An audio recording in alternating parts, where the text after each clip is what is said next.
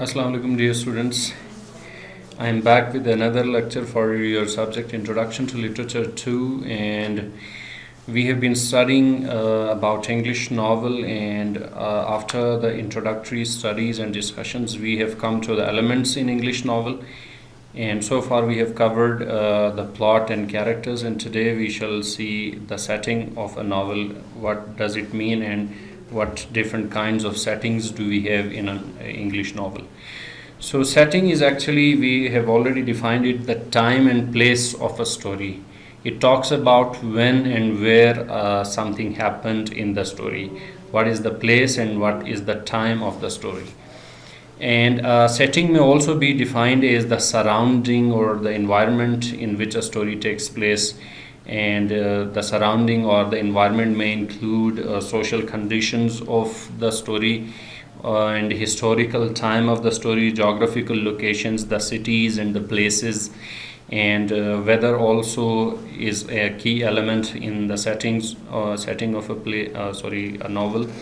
Then the immediate surroundings of which are mentioned in the story, and the timing or the time of the story, when did the story take place. And within these many elements which combinedly form the setting of a story, there are three major components, namely social environment, place and time of the story. And all the settings or all the elements of the story are usually introduced in the exposition of the novel. And you might know what exposition is. We have studied it in the structure of a novel. Exposition is the beginning or the introduction of the novel or the story, and you would be introduced in the very beginning of the novel about the setting, about the time and place and the social environment, geographical locations, weather, etc. of the story. Then we have two types of settings. The first one is a simple one which is known as backdrop setting, and the second one is the more elaborate or more important one, and it is called as the integral setting of a novel or a story. So the backdrop setting is usually a kind of setting which is usually timeless. You cannot figure out, you cannot determine or understand any specific time or place of the story. And it is because there is no specific time or place, it would be very hard for you to track or to trace or to figure out any past in the story, the present time or the future time. It would be very much difficult for you. And because of the timelessness of the story, all people, anyone, any child, any grown person can relate to the story. They can feel that, they can understand the story very good, because the story is timeless. It is not related to a specific time or a specific place or a specific social environment.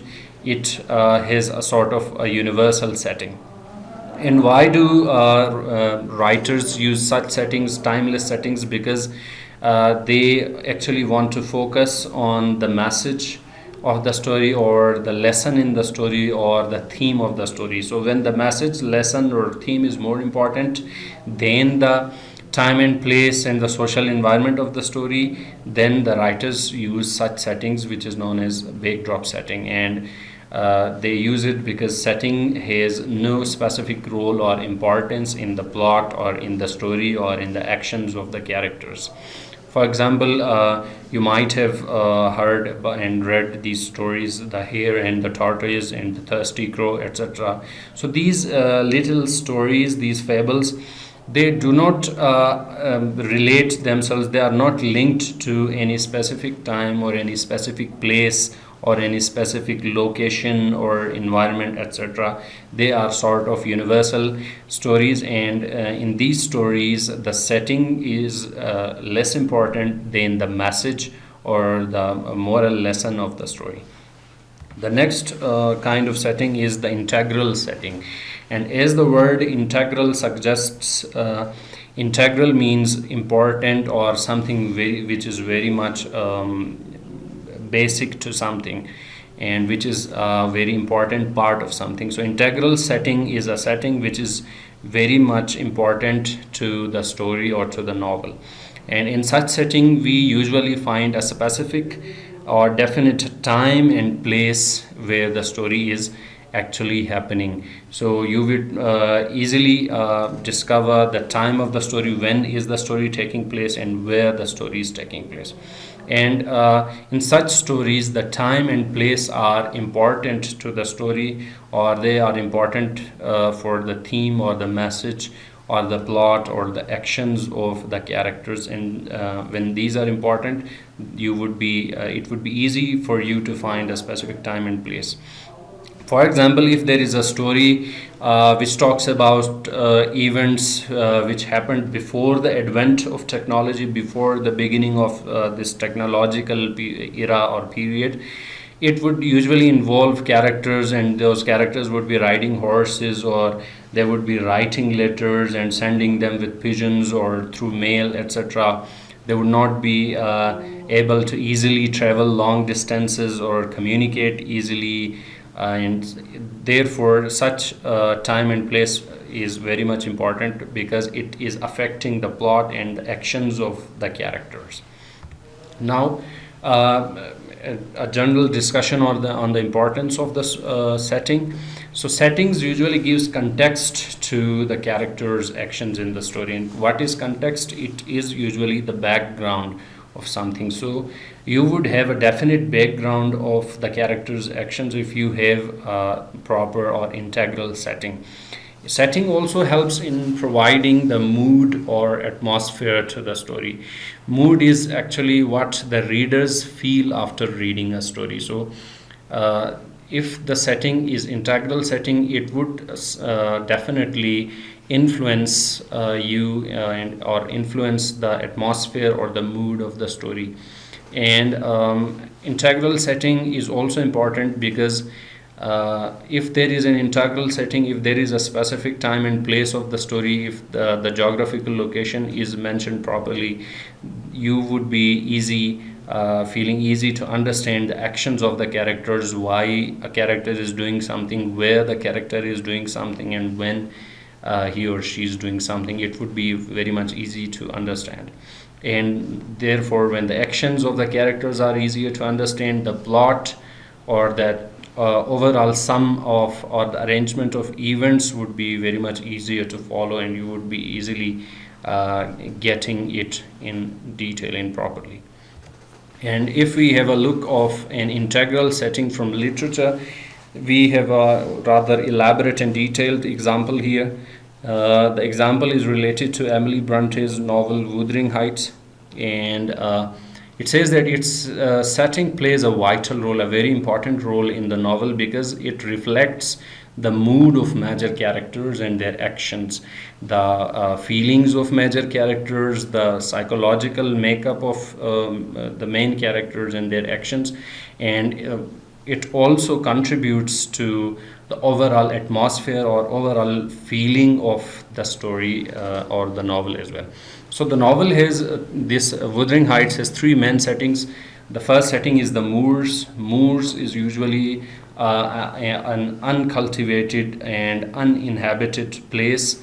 And then there is Wuthering Heights, it's the name of a place in the novel, and there is Thrushcross Grange, it is another place in the novel. So there are three main places in the novel, there are three main settings.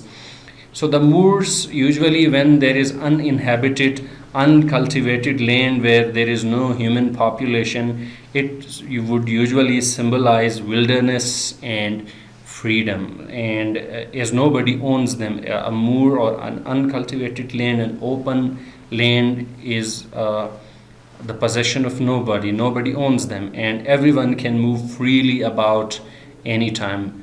And the moors, they themselves are like wild plains, open plains where there is no one, so they are also contributing to the atmosphere of the story or the novel, that they present an atmosphere of wilderness and freedom. And then we have Wuthering Heights, and in Wuthering Heights the weather is usually stormy, there are storms and there are rains, and the atmosphere is also gloomy sort of thing. So the weather and the place is stormy and gloomy, and the characters there which live there and which live around Wuthering Heights are also cruel and extremely passionate. So you can see that there is a link between the atmosphere, the weather of that place, and the personality of the characters. So the setting is helping in developing the atmosphere of the novel. Then we have Thrushcross Grange, and it is almost opposite of the Wuthering Heights. It's contrary to Wuthering Heights because its weather is calm. The weather at Wuthering Heights was stormy and gloomy. Here the weather is calm, and therefore the characters or the people which live there in that novel, the characters are dull and weak. So you can see the relationship between the setting, the place, the weather of, and the geographical location of a place, and the personality and the actions of the characters. Thank you very much.